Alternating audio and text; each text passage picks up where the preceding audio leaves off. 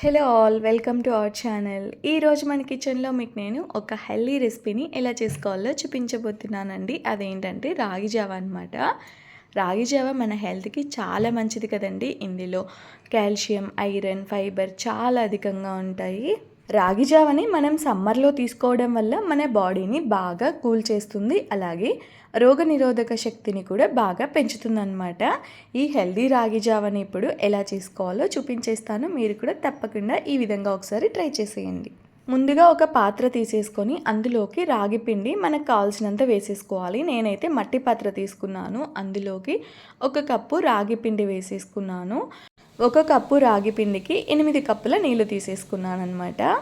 కొందరు రాగి పిండిలో కొంచెం వాటర్ వేసుకొని కలుపుకొని మిగతా వాటర్ అన్నీ స్టవ్ మీద పెట్టి మరిగించిన తర్వాత అందులో ఈ రాగి పిండి నీళ్ళు కలుపుతారు కదండి. అలా అయినా కూడా కలుపుకోవచ్చు. నేనైతే చాలా వరకు ఇలానే చేస్తూ ఉంటాను. ఎక్కువగా మీకు ఎలా నచ్చితే అలా చేసేసుకోవచ్చు అనమాట. రాగి పిండి అయితే ఉండలు లేకుండా ఇలా బాగా కలిపేసుకోవాలి. మీకు ఒక్కసారి చూపిస్తాను చూడండి. ఇలా ఉండలు లేకుండా పలుచుగా కలుపుకొని పెట్టేసుకోవాలన్నమాట. తర్వాత ఈ మట్టి పాత్రని స్టవ్ మీద పెట్టేశాను. ఈ స్టవ్ మీద పెట్టి స్టార్టింగ్లో అయితే అస్సలు కదపకుండా ఉండకూడదండి. గరిటెతో కదుపుతూనే ఉండాలి. స్టార్టింగ్లో మనం అలానే ఉంచేసామంటే ఉండలు కట్టేస్తుంది అనమాట. ఇందులో కొంచెం సాల్ట్ యాడ్ చేసేసాను. తగినంత సాల్ట్ అయితే వేసేసుకోండి. ఇలా గరిటెతో కదుపుతూనే ఉండాలి ఉడకడం స్టార్ట్ అయ్యే వరకు. 5 నిమిషాల తర్వాత ఉడకడం స్టార్ట్ అయిపోతుంది. కొంచెం ఎక్కువ క్వాంటిటీ అయితే కొంచెం ఎక్కువ టైం పడుతుంది అంతే అనమాట. నాకైతే కరెక్ట్గా 5 మినిట్స్ అయితే టైం పట్టింది.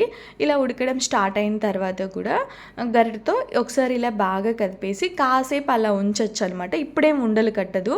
ఉడకడం స్టార్ట్ అయిన తర్వాత ఉండలేం కట్టదండి. అందుకోసమనే స్టార్టింగ్లో ఉండలు కట్టకుండా బాగా కదిపేసుకోవాలని చెప్పాను. ఉడకడం స్టార్ట్ అయ్యాక మళ్ళీ 10 నిమిషాలు ఇలా బాగా ఉడికించుకోవాలన్నమాట. అలానే వదిలేయకుండా మధ్యలో అయితే ఖచ్చితంగా గరిటెతో కదుపుకుంటూ ఉండాలి. నాకైతే టోటల్గా 15 నిమిషాల టైం అయితే పట్టిందండి. 15 నిమిషాల తర్వాత కన్సిస్టెన్సీ ఇలా వస్తుంది. ఇప్పుడైతే స్టవ్ ఆఫ్ చేసేసాను. స్టవ్ ఆఫ్ చేసిన తర్వాత కూడా ఉడుకుతూనే ఉంటుంది ఒక 5 నిమిషాలు. ఎందుకంటే మట్టి పాత్ర కాబట్టి మట్టి పాత్రలో ఇలా స్టవ్ ఆఫ్ చేసిన తర్వాత కూడా ఉడుకుతూ ఉంటుందండి. ఊరికే వీడియో తీసాను మీకు కూడా ఒకసారి చూపించేద్దామని. మట్టి పాత్ర వాడే వాళ్ళకైతే ఆల్రెడీ తెలిసే ఉంటుంది. స్టవ్ ఆఫ్ చేసిన తర్వాత చల్లారబెట్టి పెట్టేసుకోవాలి. నేనైతే ఫ్యాన్ కింద పెట్టేసి కాసేపు చల్లారబెట్టి పెట్టేశాను. ఇలా అప్పటికప్పుడు మజ్జిగ కలపకుండా మనం ముందు రోజు నైటే ఇలా ప్రిపేర్ చేసి పెట్టుకొని నెక్స్ట్ డే మార్నింగ్ అందులో మజ్జిగ కలుపుకొని తాగినా కూడా చాలా మంచిదండి. చాలా హెల్దీ. అలా కూడా చేసుకోవచ్చు. అది చల్లారేలోపు నేను మజ్జిగ అయితే చేసేసాను. ఇంట్లో తోడు పెట్టిన పెరిగే అండి ఇది.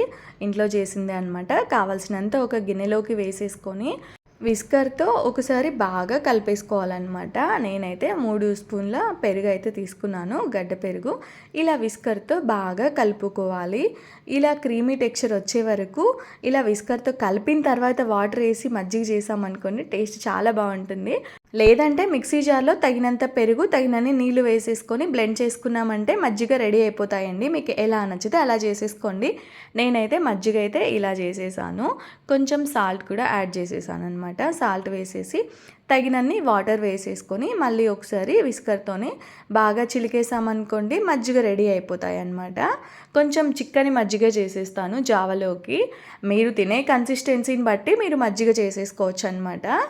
అది చల్లారేలోపు ఇలా మనం మజ్జిగ అయితే రెడీ చేసుకొని పక్కకు పెట్టేసుకోవాలి. చల్లారిన తర్వాత ఎలా ఉంటుందో మీకు ఒకసారి చూపిస్తాను చూడండి. ఇలా తిక్కుగా అవుతుందన్నమాట. చూడ్డానికి చాలా బాగుంది కదండి.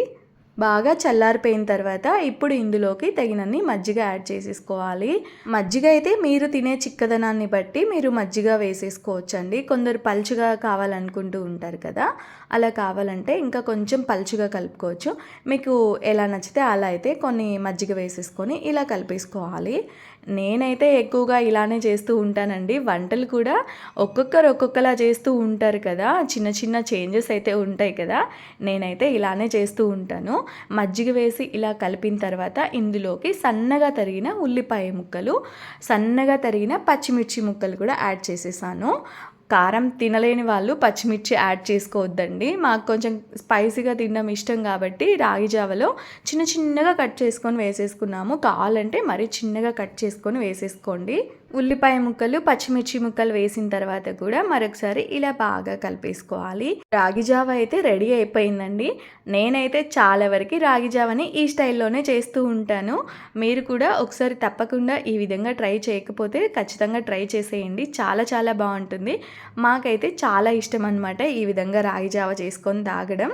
ఇలాంటి హెల్దీ రెసిపీని అయితే సమ్మర్లో అస్సలు మిస్ చేసుకోకూడదనమాట. మీరు కూడా తప్పకుండా ఈ హెల్దీ రెసిపీని ట్రై చేసేయండి. Thank you for watching.